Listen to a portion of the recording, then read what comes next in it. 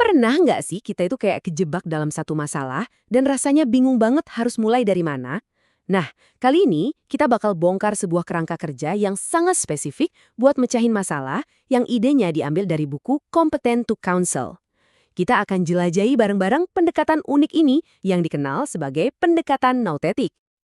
Tapi sebelum kita masuk lebih dalam, coba deh pikirin bentar. Apa sih cara andalan kamu kalau lagi ngadepin masalah? Langsung dihadapi atau justru menghindar? Ya kan? Kita semua tuh punya polanya sendiri-sendiri. Dan kerangka yang akan kita bahas ini nawarin sudut pandang yang unik banget soal pola-pola itu.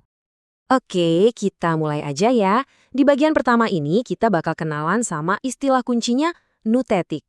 Mungkin kedengarannya asing ya, tapi percayalah, ini tuh inti dari semua yang akan kita bedah. Jadi apa sih sebenarnya konseling notetik ini? Gampangnya, ini tuh pendekatan yang to the point banget. Tujuannya bukan cuma biar seseorang ngerasa enakan, tapi secara aktif mengubah perilaku lewat instruksi dan konfrontasi yang dasarnya dari Alkitab. Intinya tuh perubahan nyata yang bisa dilihat. Kan kayak dokter ya, sebelum ngasih resep harus tahu dulu penyakitnya apa. Nah, setiap metode pemecahan masalah juga harus mulai dari diagnosis. Di bagian ini, kita bakal lihat gimana kerangka notetik ini mengidentifikasi akar dari semua masalah manusia. Nah, ini nih kuncinya. Menurut sumber ini, masalah kita itu bukan dari luar, tapi dari dalam. Masalah utamanya adalah kegagalan kita buat istilahnya berkuasa, atau dengan kata lain, ngendaliin lingkungan dan keadaan kita. Pas kita gagal, malah kita yang dikendaliin sama keadaan. Jadinya, ya ngerasa nggak berdaya. Nah, disinilah letak keunikannya. Slide ini nunjukin sebuah diagram yang mencari respons kita terhadap masalah jadi 4 jalur yang beda. Coba deh lihat, kira-kira jalur mana yang paling sering kita ambil? Yuk kita lihat lebih dekat. Jadi ada 4 kemungkinan respons. Pertama, ya muterin masalahnya, alias ngehindar. Kedua, kamu bisa menjauh atau gampangnya nyerah aja. Ketiga, kamu coba selesain, tapi dengan cara yang dianggap salah. Nah, menurut model ini, cuma cara keempat, yaitu ngagepin langsung pakai solusi Alkitabiah yang dianggap solusi sejati. 3 cara pertama itu cuma nunda masalah atau malah bikin makin parah.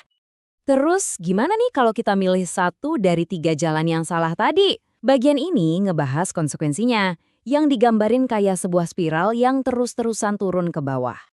Dan gambar ini ngejelasin konsepnya dengan pas banget. Tiap kali satu masalah dihindari atau ditangani dengan cara yang keliru, masalah itu nggak hilang gitu aja. Malah dia menciptakan masalah baru yang lebih ruwet. Bayangin aja kayak bola salju. Makin gelinding ke bawah, makin gede, makin kencang, dan makin susah dihentiin. Pernah kan ngerasa gitu? Teks ini juga ngebedah masalah jadi 3 lapisan. Pertama, ada masalah presentasi. Ini tuh keluhan yang kelihatan di luar, kayak saya ngerasa depresi.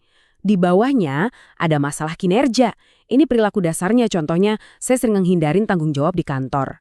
Dan yang paling dalam, masalah prakondisi.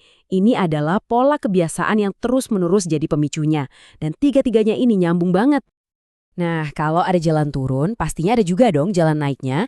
Kabar baiknya, model ini tuh bukan cuma ngomongin masalah, tapi juga ngasih jalan keluarnya dari spiral negatif itu.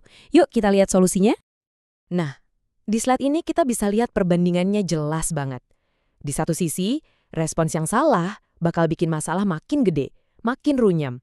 Di sisi lain, respons yang benar menurut model ini justru bakal mulai ngecilin masalah, ngubah spiralnya jadi ke atas.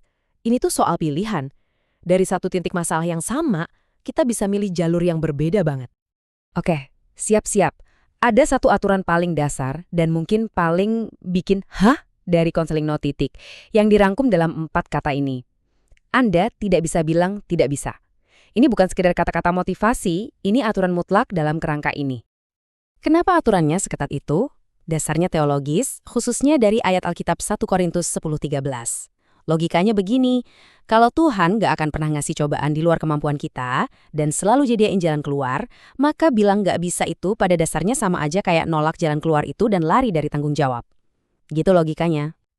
Ini benar-benar ngubah cara kita mandang harapan. Jadi harapan di sini tuh bukan sekedar perasaan optimis kayak semoga baik-baik aja deh. Bukan, harapan di sini tuh adalah keyakinan penuh bahwa solusinya udah ada. Kepastian bahwa ada jalan keluar yang bisa diikuti selama kita mau jalanin. Kalau solusinya udah jelas, terus seberapa dalam kita harus nerapinnya? Apa cukup tambal sulam di sana-sini aja? Menurut kerangka ini, jawabannya jelas. Enggak. Yang dibutuhin itu perombakan total. Idenya gini, masalah besar yang kelihatan, kayak depresi atau kecanduan, itu seringkali cuma puncak gunung es. Di bawahnya, itu ada pola-pola ketidakbertanggungjawaban yang nyebar kemana-mana di seluruh hidup kita, meskipun nggak begitu kelihatan. Nah, roda ini ngegambarin konsep tadi dengan pas banget. Coba lihat masalah inti di tengah. Garis putus-putus itu nunjukin gimana pengaruhnya nyebar kayak jaring laba-laba ke semua aspek hidup. Kerjaan, keluarga, keuangan, kesehatan, semuanya kena. Jadi strukturisasi total itu artinya solusinya nggak cuma buat masalah yang kelihatan aja. Sebaliknya, prinsip-prinsip Alkitab harus diterapin secara konsisten di semua area. Tujuannya, ya buat ngubah semua garis putus-putus tadi jadi garis yang utuh. Teorinya adalah ketika seluruh struktur hidup kita udah benar, masalah inti di tengah tadi bakal hilang dengan sendirinya. Waktu kita udah dekat ke akhir pembahasan, ada satu konsep lagi yang kuat banget dan mungkin agak aneh di model ini. Cara pandangnya soal krisis. Bukannya dilihat sebagai hal negatif, kehancuran itu malah dianggap sebagai sebuah peluang emas. Logikanya cukup radikal. Gini, pas hidup kita hancur lebur, itu justru momen paling bagus buat bangun ulang. Kenapa? Karena semua pola lama yang nggak bener udah hancur juga. Jadi kita punya lahan kosong buat bangun fondasi baru yang didasarkan pada prinsip-prinsip Alkitab. Jadi, kehancuran itu bukan akhir, tapi awal dari sesuatu yang baru. Tabel ini nunjukin perbedaannya secara tajam banget, di mana pandangan sekuler mungkin melihat gangguan mental sebagai penyakit yang harus diobati, pendekatan nautetik melihatnya sebagai kehancuran alkitabiah, sebuah kesempatan yang sakit tapi produktif buat ninggalin cara hidup lama dan mulai yang baru. Singkatnya, yang satu ngelihatnya sebagai penyakit, yang satu lagi ngelihatnya sebagai potensi. Pada akhirnya, semua ini tuh dari diagnosis sampai restrukturisasi total, tujuannya satu, menciptakan kehidupan yang disiplin, di mana ketaatan pada perintah Tuhan itu yang ngebawa struktur, kedamaian, dan tujuan hidup sejati. Jadi setelah kita bongkar semua ini, kita sampai di pertanyaan terakhir buat direnungin. Gimana kalau semua masalah hidup, dari yang sepele kayak cemas biasa sampai depresi berat, pada akhirnya dilihat murni sebagai hasil dari pilihan-pilihan moral? Apa dampaknya ke cara kita mandang tanggung jawab pribadi, empati, dan bahkan ke sistem kesehatan mental kita? Ini pertanyaan besar kan? Dan ada banyak sisi yang bisa kita pikirin bareng-bareng.